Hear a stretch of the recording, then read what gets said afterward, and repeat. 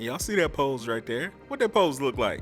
I'll put it right next to the Heisman. What that pose look like? It looked like you ready to go. And is when I did this video last year, so many comments were saying you're out of your mind, doubting, and all this other stuff. Shedeur's not even a Heisman candidate. Newsflash, he was a Heisman candidate for a lot of the season this past year. So I'm doing this video despite what y'all have to say. I get it, he didn't win the Heisman, but he's not that far. And I'm going to break it down for you. One of the biggest reasons why he did not remain in Heisman contention is not only the losses, but because he was on his back. He's running for his life and he ended up breaking his back. That's all well documented on my channel and many other people's channels before. So let's break this down. Why would that change this year? Because of them. You know, them big boys right there, they athletic. Jordan, #1 tackle in the whole country, coming into the line with a whole bunch of people that are ready to step up the competition. I can't wait for spring to start. If this man gets protection, he would continue on a historic pace that he was on. I mean, threw for all kind of career highs as soon as he got into the Power 5 conference.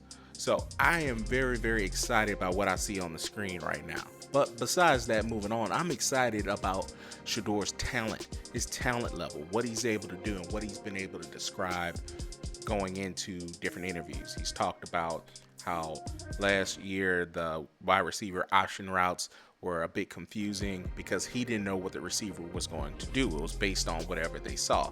And don't get me wrong, those are NFL concepts and he's going to get to that. But for him to be successful, he likes set routes knowing what it is. He knows if the defense changes, he can makes that change on the line or do something else with it instead of being reactionary and holding the ball longer. His biggest critique in the past year is he's held the ball too long, and that's why he's taking hits. Now again, the reason why he's taking a few more hits is because he has to react to what the receiver might see and them not being on the same page.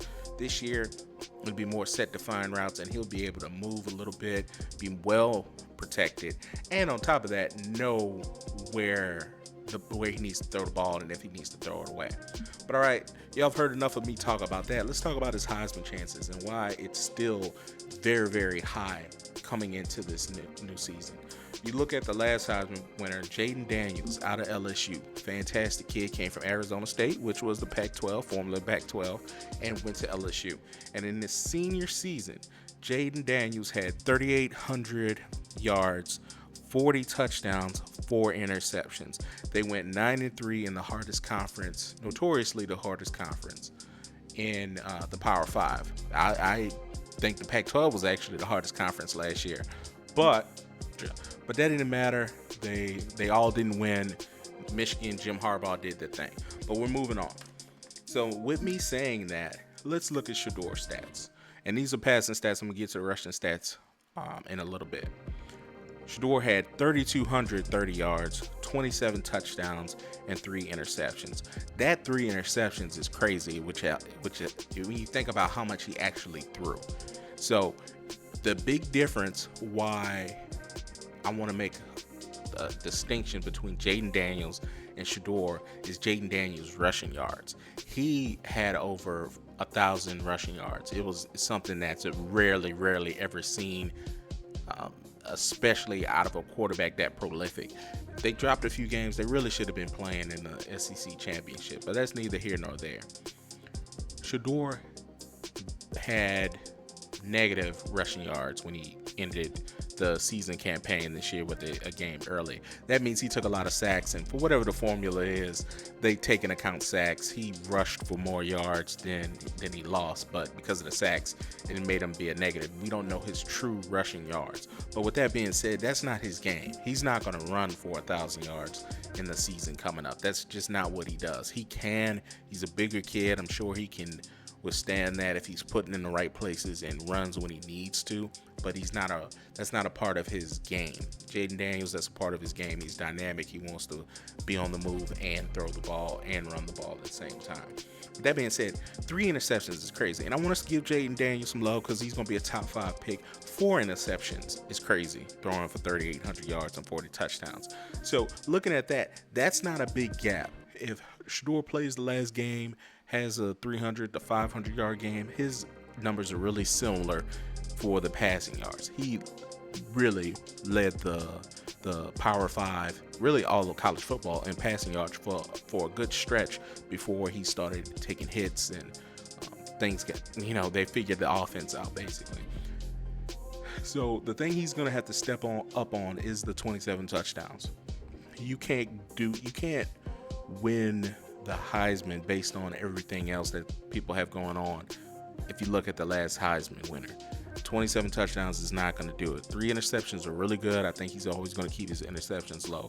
It's not the passing yards. I think it's going to be right there. It's going to be the touchdowns. He bumps that up to 35 to 40 touchdowns, not interceptions, and maybe 2 interceptions, 3 interceptions like he normally does. He's going to be in New York.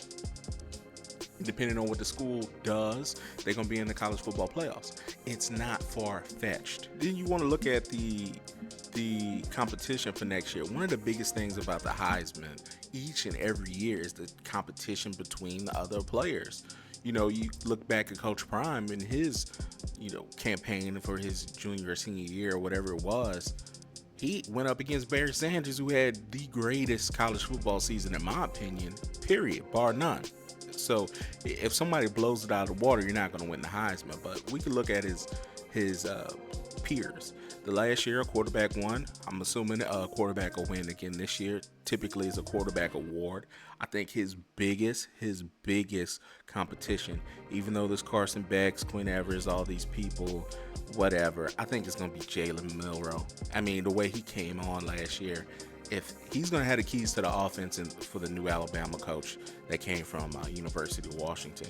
I call him Debo because he's D-E-B-O, but Coach Debo lets him do what he wants and make him the unquestioned starter, making him be dynamic and run a lot of stats in the SEC. I can see Jalen Milroe winning. I think that's his biggest competition. Much respect to Noah Fitta out of Arizona. He was unbelievable last year, especially late in the season, so he's going to be there. Their only drawback is going to be because they're going to have a new coach. Jackson Dart is really, really talented. I've seen him in a couple of games at Ole Miss. Jayden Daniels is going to make more noise about, I don't know if he'll have a Heisman campaign, but I do know the Buffaloes play him and he's going to give them a whole lot of problems. Everybody else on this list is so-so.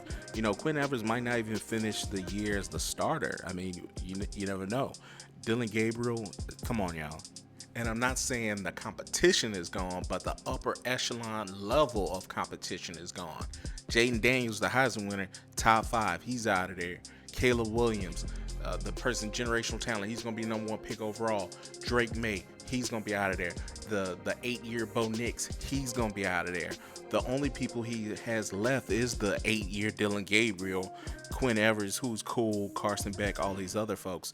The only big competition is going to be Jalen Milroe and Noah out of Arizona, in my opinion. And they are not necessarily going to be top picks in the NFL draft for 2025. So with that being said, I think it's very viable that he can come in and have a great Heisman campaign. New offensive line that's going to keep him upright. The crazy wide receiver room. Jimmy Horn's coming back, Travis Hunter coming back, everybody else that's added on to it. It's going to be a real struggle for anybody that plays Colorado next year. And then going into the Big 12, you got to remember, the Big 12 doesn't have necessarily the Pac-12's defense. Pac-12 defenses were built to stop the pass. That's not necessarily how it is in the Big 12. You look at Kansas State, the people they got to play, and real bruiser kind of teams, Nebraska and all those other folks, they're not really built for skill. They're built against the run. Nebraska's game last year, Colorado beat them because their defensive backs couldn't keep up with their receivers. That's indicative of the league enterprise-wide. So most of the Big 12, you're not going to find necessarily the corners there. There was Sauce Gardner a few years ago at Cincinnati, some people here and there. But when you talk about top corners in the draft, they're usually in the SEC. This year is going to be in the Big 12 because of Travis Hunter. And Travis Hunter is actually on Colorado's team, so lucky Shedeur. And before I get out of here, please make sure you subscribe. Big shout out to all our subscribers. We're getting up to 20,000 subscribers on YouTube. We're almost at 53,000 subscribers on Facebook. We got another 15 on Instagram. We got some more on Threads. I think we're nearing 1,000. So we really have a great reach, and we want to continue to do so in 2024. We're so appreciative of you all. Hope it's just all love. Really appreciate it. Can't wait to do a react video to 20,000 subscribers. So thankful for you all. Please like, subscribe, let people know about our channel, and let's keep going. Heritage Sports on Black News Network.